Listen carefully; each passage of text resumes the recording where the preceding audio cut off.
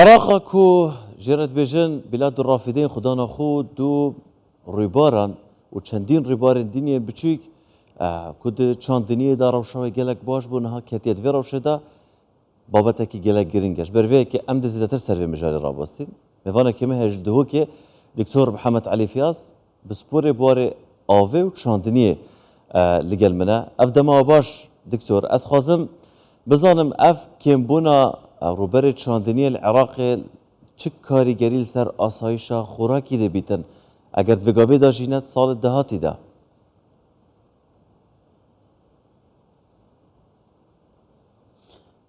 زۆر سوپاس بۆ وێ دەرفەتێ بڕاستی هەگەرم دەست پێ بکەین عێراق ئێکە شوان دەولەتێت کەڤیتە ڕۆژ هێلاتە ناوەڕاست و کەش و هەوای ڕۆژ هێلاتە ناوەڕاست کەش و هەوایەکە هاوینە گەرمە و حشکاتیە و زڤستانەجی سەرمایە و بارانجی هەیە بەس هەگەرم بەرێ خوب دەنێ بێژ نەڤیم کەش و هەوای دەریا ناوەڕاست ئەف کەش و هەوە بشێوەی بەرین و کەمەدیت نەمایە چونکی کارتیکردنا لێ هاتیەکردن چ بڕێکە مرۆڤی چ بڕێکە کێمبوونە ئاستێ بارانێ وەلێ کریە کو گۆڕین کەش و هەوا دەچێبێت شێوەیەکی مەترسیدار و کارتیکردنەکە مەزن سەر ژیانە مرۆڤی و هەمی زیندەوەران سەرریە عەردی بکات هەگەرم بەرێ خوب دەنێل فێرێ تەقریبەن نوکە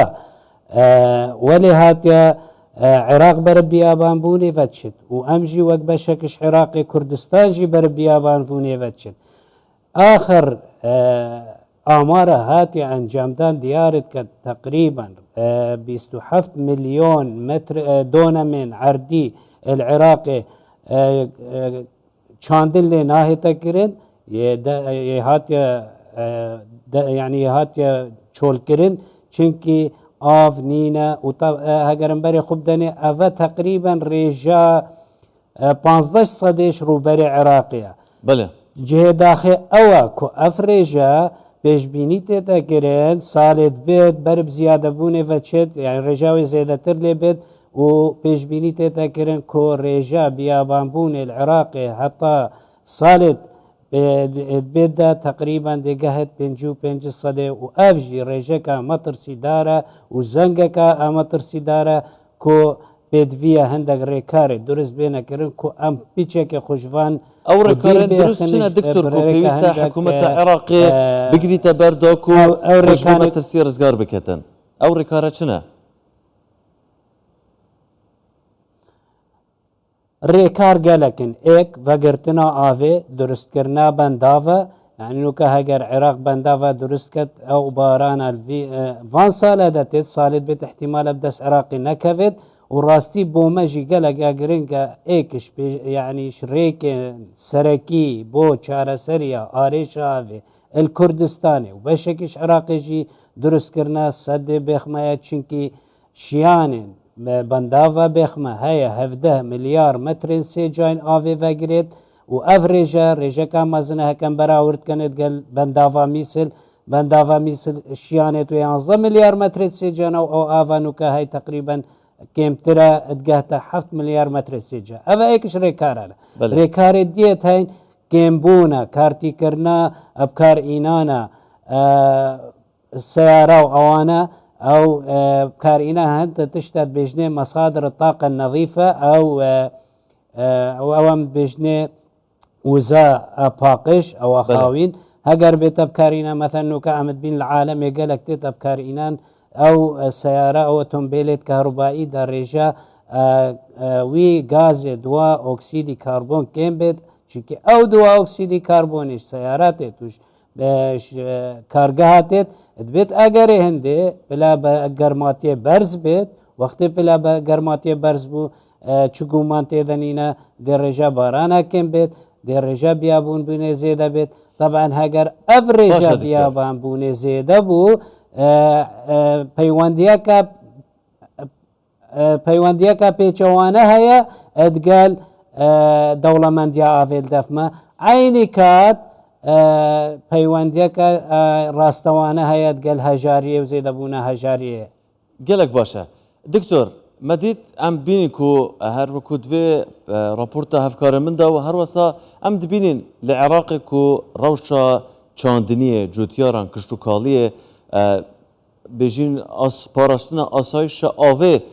چه روش ده او هم بروه ده چند سال در بازبوی ده حکومت هرمان کردستان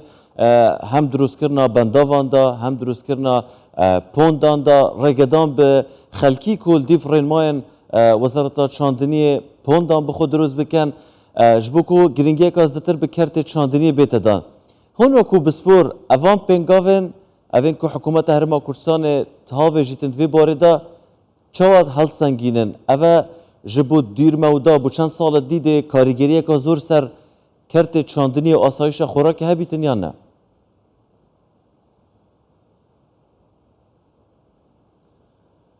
أكيد أفجي دستخوشية تشتكي باشا أف بينغاف بينا هافتن ودرس کرنا و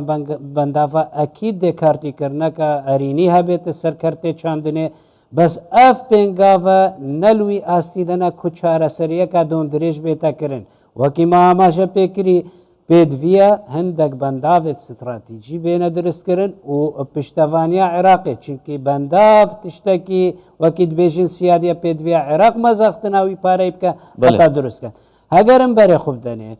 ئەف بەنداوێت بچیک هەتا ڕادەکی دێ چارەسەریە بۆ مەکەن بەس نەدووی ئاستیدا ئەو ئاستێک بۆ مەودایەکی درێژ بێت چونکی بۆ ماودای درێژ هەگەرم بەرێ خوب دەن بەراوردکردنەکە پچیک بکەنت گەل تورکیا ساڵە 1930 هەیە پلانك دانا بو درستكرنا بندافا و 32 مليار دولار ترخان كرن بو فيما بس هكذا بري خوب داني افا ريجاكا زبلاح و مزنة ونوكا اگر امد بينن وكي سد اليسو درست كرين و سد تورك و سد فيدو ما هي على اساس الجزيرة جزيرة بيتا درست كرين چند راتيا ويش سنوري ما 6 كيلومتر طبعا انا فهمي زنجد ما ترسي دارن بس دي روجك ايت ويا هاتي جيات بيجم انه كا اوي آفي بكارتينين وكي تشكك بو برانبر هندا تشتا از دير نابينم الاين دادا الباشا روجي او اف ترك وايران شي هر دو جهات وي آفي بكار بينن وكي كارتك فشاري بو مثلا دي بيجد برانبري نفطي ام دي دنا ام برانبري ام دولة الاولى بالاقتصاد كنتو علاقات ابو ريد قلماتكي الفيري افتشتا سبب شيا هاجرن بري خوب داني بس تركيا ايران وكي امد بينن ريروي ريباري سيروان يغوارتي هم وجارك دي زفرة نف عرض ايراني وشي افو عراقي نايد طبعا افتشتكي ني هاجرن بري خوب داني قال وان بيمان دولي ناقنجت شكل صالة 1947 هاجرن بري خوب داني وكي ميجو چه ترک و ایران و عراق همیا امضا کری سر پیمانه که النمسا کو پیگیریه اب وان پیمانه بکن و رجا آوه کم نکن کارتی کرنیل دولت بروبر نکن هگرم برای خوب دانی سبب چیه؟ چونکه ریبار دو جورت ریباره هنه ریبار هیا دست بید که تشدا نفسی دولته و دو ما هکتتم نفسی دولته کس نشد ماوی خو الكارتي كرناوي دورتي وعافي بكت بس جواز قال وان ريباري تينا عراقي هقرن باري خوب داني او افاش دجله وفراتي يعني ريباري سير قالك باشا دكتور بيدفيا كيف وان بايمانا ترك تجاوزي نكن وطبعا سال 1907 جي نتويا قرتويب اماجب هندكري قو بيدفيا وواجبه السر حكمتا تركي رجاء في يا بيدفي بو عراقي بردت چونكي پیمان ناف دولتي رينادن في آفي هميه بگرد بس بله دكتور طبعا اف بابتا كي قالك يه دورو دريجه بابتا آسایش آوه اگر گلک سر رابستين هم اگر بحث هرما كرسانه بكينه اف آش تركيا تتناف آخا هرما كرسانه بو عراقي وهم جي ايرانه كون مترسين زور هنا بروي كيجي اوا دیار کو